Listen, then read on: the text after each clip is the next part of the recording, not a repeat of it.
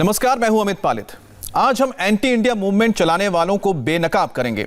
आज हर वो चेहरा बेपर्दा होगा जो मोदी के नाम पर मुसलमानों के जहन में जहर भर रहा है। वो चाहते हैं कि लोग आपस में लड़ें। ये देश के वो दुश्मन हैं जो अपना एजेंडा चलाने के लिए नफरत का झंडा उठाकर लोगों को बरगला रहे हैं। सब कुछ कैमरे में कैद है, सॉलिड सबूत के साथ, एक्सक्लूसिव टेप के साथ, जिसमें देश के टुकड़े टुकड़े करने का पूरा प्लान तैयार किया गया है। इस साजिश का एपिसेंटर है PFI यानी कि पॉपुलर फ्रंट ऑफ इंडिया। इसके मंसूबे 17 फरवरी को खुलकर सामने आ गए, जब इस संगठन के स्थापना दिवस पर शहर शहर नफरत का लाउडस्पीकर बजा, भड़काऊ भाषण दिए गए, RSS के नाम पर लोगों को खुलेआम भड़काया गया। इस दौरान कर्नाटक के मैंगलुरु में PFI के महासचिव अनीस अहमद ने हेट स्पीच दी। CAA से लेकर दिल्ली दंगे और किसान आंदोलन, हर चीज का जिक्र हुआ और एजेंडा बिल्कुल क्लियर था, मुसलमानों के दिल में जहर घोलना।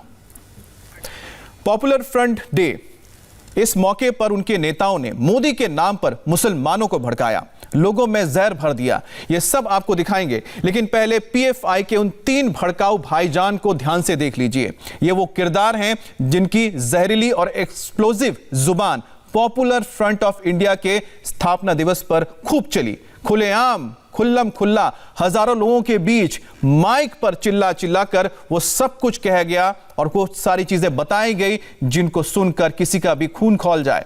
पहले सुनिए पॉपुलर फ्रंट ऑफ इंडिया के जनरल सेक्रेटरी अनीस अहमद ने क्या कहा, जो सबूत है इस बात का कैसे मोदी के बहाने मुसलमानों का ब्रेन वॉश करने का यह खेल चल रहा है। जब CAA प्रोटेस्ट हुआ, जब पूरे इंडिया के स्टूडेंट CAA के रास्ते में उतर गए, CAA का प्रोटेस्ट किया, हम देखते हैं दिल्ली राइट्स को लेकर पूरे के पूरे CAA एक्टिविस्ट को टारगेट किया, ये बताने के लिए कि आप हमारे सामने नहीं आना है। और आज जब फार्मर्स प्रोटेस्ट कर रहे हैं, 26 फरवरी को ट्रैक्टर रैली के जैसा एक ड्रामा कर फार्मर्स को भी टारगेट किया जा रहा है, फार्मर के लीडर्स को भी अरेस्ट किया जा रहा है। मैसेज एकदम क्लियर है, मैसेज एकदम क्लियर है। अगर इंडिया में जीना है तो इस गवर्नमेंट का गुलाम बन के रहना होगा। मैसेज एकदम क्लियर है। ये गवर्नमेंट अभी कोई भी सबका साथ सबका विकास वो पूरा चला गया है, वो सब चला गया। अब एक सिंगल एजेंडा ये गवर्नमेंट आप लोगों को दे रही है, और जो लोग आज मेरी ये बात सुन रहे हैं उन सबको ये गवर्नमेंट, इंडिया की गवर्नमेंट एक सिंगल एजेंडा दे रही है। वो सिंगल एजेंडा ये है, क्या आप RSS से डरते हो या नहीं? अगर आप RSS की चापलूसी करोगे तो आपको गवर्नर का सीट मिलेगा, आपको रंजन गोगोई के जैसा पार्लियामेंट में सीट मिलेगा, आपको अलग अलग जो बड़े बड़े पॉलिटिशियंस कांग्रेस से लेके जाकर बीजेपी में भाग रहे हैं, मुसलमानों का वोट लेकर बीजेपी में जा रहे हैं, उनको मिनिस्टर सीट मिलेगा। लेकिन अगर आप बीजेपी का साथ नहीं दोगे, अगर आप बीजेपी के खिलाफ बात करोगे तो आपको UAPA मिलेगा, आपको ED मिलेगा, आपको NIA मिलेगा। मैं भी आपसे पूछता हूं, यहां बैठे हुए लोगों से पूछता हूं, जब ये RSS के लोग आपको ये वार्निंग दे रहे हैं, जब ये बीजेपी गवर्नमेंट आपको वार्निंग दे रही है कि क्या आप सरेंडर करेंगे, तो आपका जवाब क्या है? सरेंडर करेंगे, सरेंडर करेंगे। अनीस अहमद जैसे लोगों का काम सिर्फ अपनी दुकान चलाना है।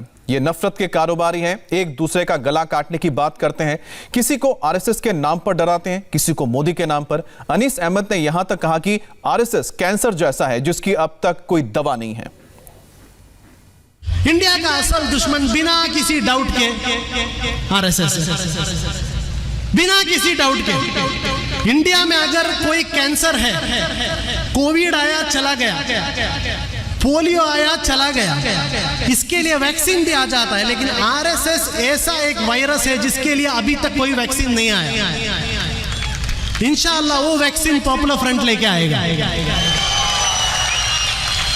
जरूर वो वैक्सीन हम लोग लेके आएंगे, हर जगह देंगे हम RSS को वैक्सीन, क्योंकि हमें पता है RSS कौन है। यहाँ पर सिर्फ एक प्रॉब्लम है, RSS वर्सेस मुस्लिम्स, इधर RSS वर्सेस मुस्लिम्स। और इसलिए मैं आज स्टेज से पूरे इंडिया के आवाम से कहता हूं, RSS को पहचानिए, जानिए आपके डिस्ट्रिक्ट का RSS लीडर कौन है, जानिए अपने डिस्ट्रिक्ट का आरएसएस का भौतिक प्रमुख कौन है, जानिए अपने डिस्ट्रिक्ट का आरएसएस का शारीरिक प्रमुख कौन है, जानिए उनको, पहचानिए उनको कौन है, क्योंकि ये लोग आपके असल दुश्मन हैं। हमारे आंखों के सामने जब जुल्म होता है, हमारे आंखों के सामने जब इनजस्टिस होता है, वो टाइप कॉम्प्रोमाइज करना पॉपुलर फ्रंट के डीएनए में नहीं है। जो आदमी वो जुल्म कर रहा है उसके हाथ को पकड़ना, उसके हाथ को पकड़ना और फेंकना, ये पॉपुलर फ्रंट के डीएनए के अंदर है।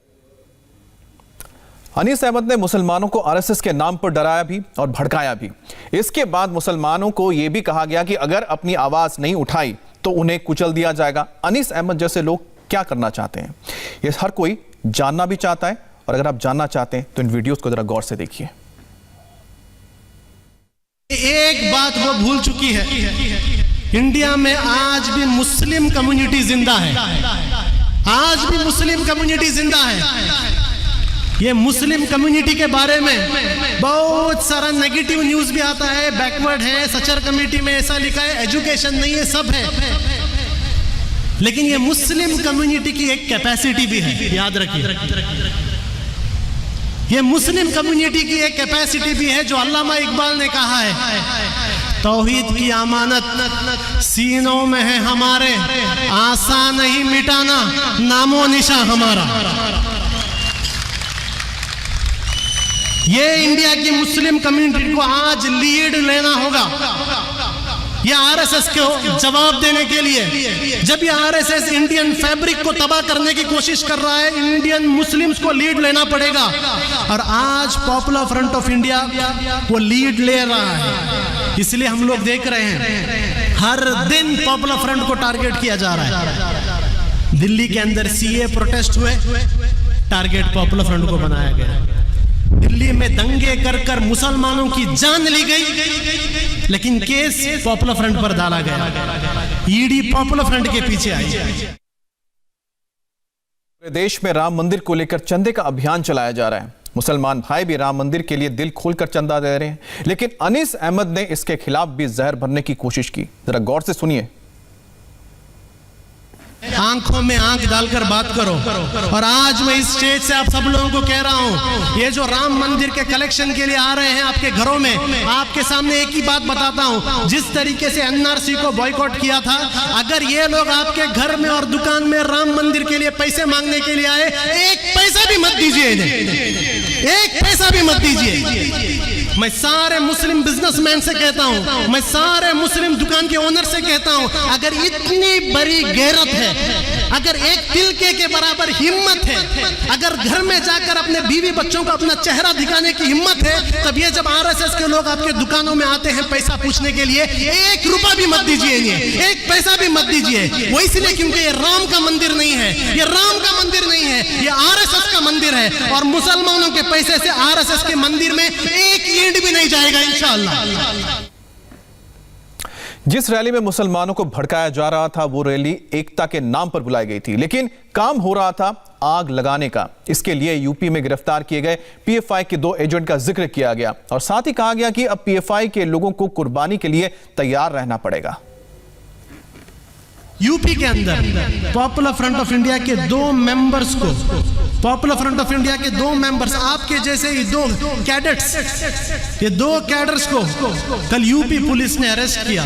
11 तारीख को अरेस्ट किया, 16 तारीख तक उन्हें मीडिया के सामने प्रेजेंट नहीं किया, और कल जब हमने केरला में पुलिस कंप्लेंट फाइल किया, तब शाम को लेके आकर वहां पर एक प्रेस कॉन्फ्रेंस करते हैं, और प्रेस कॉन्फ्रेंस में बताया जाता है कि ये लोग ब्लास्ट करने आए थे, ये लोग टेररिस्ट अटैक करने आए थे, ये लोग एक्सप्लोजिव लेके घूम रहे थे।